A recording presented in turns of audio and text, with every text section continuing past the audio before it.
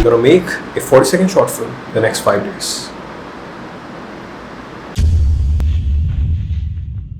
So a couple of weeks back, I came into the studio one day, had this big inspiring moment / motivating feeling in me because it's Monday and usually that's how I feel like on Mondays. Kind of contrasting compared to my school days. But I was very motivated. I came into the studio, I looked at my studio manager / animator / my right-hand man couple and I said, buddy, we're gonna make a 40 to 60 second long animated short film in the next 5 days. And he was like,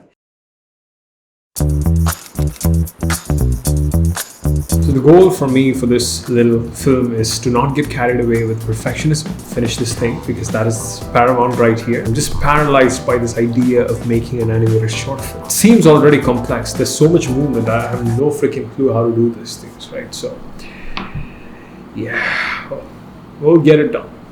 So the project that we're working on right now is a 2D hand-drawn film that's being done digitally. The first step is the idea and the story. So I told couple quickly the story that I had in mind. It was a very simple story. It's basically a scene. It's the story of a boxer training to become something. And I got the idea for this based on a quote that I got a while back. I really love that quote. And I was like, man, I want to turn this quote into a scene. And that scene is a film. And that film is a short film.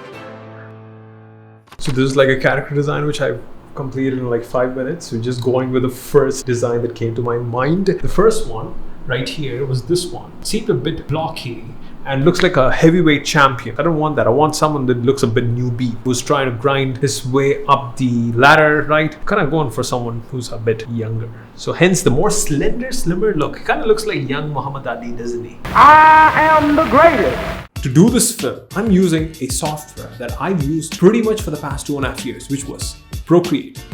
I thought, let me use something that I know that I'm comfortable with, use the most of that tool and get the best quality output from that tool as I possibly can. So that was the idea. Use Procreate as my main animation software. And this entire film, it's a 2-person job right now. That's what's been happening so far. First film, 2 people doing it on Procreate, simple software, keeping it small and convenient. So one of the things that I do in my filmmaking process in general is to visualize the film in my head. So once I got an approximate idea, I sat down, closed my eyes and started to run the film in my head. Now, what I do is sometimes I time it using a timer to pace the entire film out and also weirdly do weird hand actions to denote where a cut comes in. Visualized it, I have an idea of the film. Next is usually you script it. But the thing is, we didn't script for this film because it's 1 minute long and there's nothing to script. But most animated projects don't go about this way. They script everything to a T. They have everything down, they script everything down, and words matter. We have to get back up there. Joy was stuck down here. We might as well be on another planet. But there is this one filmmaker, this one legendary filmmaker named Hayao Miyazaki. He does not script things. This guy is a complete badass and just goes into the thing and starts storyboarding his film. He just draws out the film and that's how he explores the film. He looks at the frame and sees, hey, what would be the next scene be? What would be the next shot be? What would the character feel like in that particular setting? And he uses watercolors, pens, colored pencils. This guy is amazing, I'm telling you. Genius, folks, genius. So speaking of storyboards, that was the next thing that we did. We started storyboarding. All right, so got done with the rough storyboards on the iPad. Got a bunch of sketches. Everything is good. So what is a storyboard? Well, storyboard is sort of like a bunch of little hand-drawn drawings that sort of acts like a comic strip, and each and everything represents a shot. And when you sort of put them together, you can see the movie running shot by shot, scene by scene, so that you can get a visual representation of the script. So a couple of things that I keep in mind while I'm sort of storyboarding things is this. One, keep it loose, keep it rough and keep it sketchy. You don't want to be drawing detailed drawings while you're doing the storyboards, because you're going to be throwing away most of these drawings out and adding new things. You don't want to be doing them in a detailed fashion. And two, the kind of emotion that the character is feeling, and if that emotion, this is a key here, is properly communicated to the person. So this is what I keep in mind. We're done visualizing the film, we got the idea and the story. If that is the script, we've written it, and then we've storyboarded it. Now it's the animatic. So the animatic is sort of like the frames from the storyboard put together and edited into a video so that you can actually look at the film, which is a very sketchy version of the final film. The purpose is this. You're just looking at the film, or you've been looking at the film so far in terms of words through the script, or in terms of static images through the storyboard. But your film is not that medium. Your film is a moving picture, a movie, right? So you want to see that at least in the most minimum viable fashion that you possibly can. And then start animating.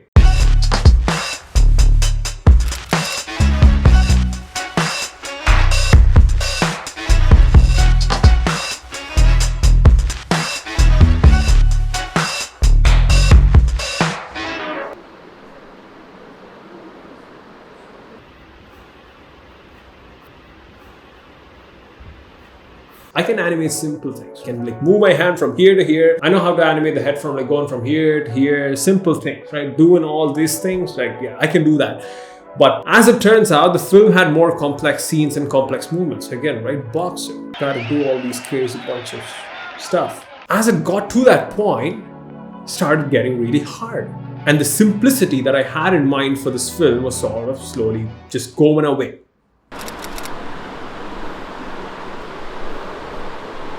So what I'm doing is, got the punching bag scene from Captain America, right? Edited what I want. I'm taking the thing into Procreate, just selecting the keyframes to understand the key poses so that I can actually draw my character in those key poses to get the keyframes ready. What this thing does is, it speeds up the process for me so that I don't have to think every time, oh, what does it look like? Or what should the pacing be like? I don't have a lot of time. I don't have a lot of money to produce this thing. And I don't know a lot of people, definitely. So, gotta use all the tricks up your sleeves. So it was day 5 and everyone was exhausted. We've been animating for 4 days and we were not even close to getting the film done. I'm so tired of animating this crap. I don't know, man. I'm telling you, animation is hard. Don't do it. Just it makes you want to kill yourself sometimes, But the results are worth it. That's when I realized that you can get this film done in 5 days. But a really good thing happened. So as we were doing the things for this film, right, we were animating, doing all the keyframes and stuff, I was actually also working on the color keys for the film. A color key is basically that looks like the final frame of the film so that you can communicate what this movie looks like to other people. Hey. Whoa. Nice. Whoa, damn. Nice. So these are the color keys. What do you guys think? Good? Yeah, I think it's really good. So I was doing this thing and I got this idea that, hey, guess what? We should make this film in color. Because the initial idea was to make this entire film in black and white, right? So that it's easy. But we should make this film in color. And then I made a poster for this movie. Sort of like a test poster. And I looked at that thing and it was in color. And I was like, holy crap, that is beautiful. That is beautiful. And we definitely need to make this film in color. And if we were to make this film, this 40-second long animation, 60-second long animation in color, we can do that in 5 days.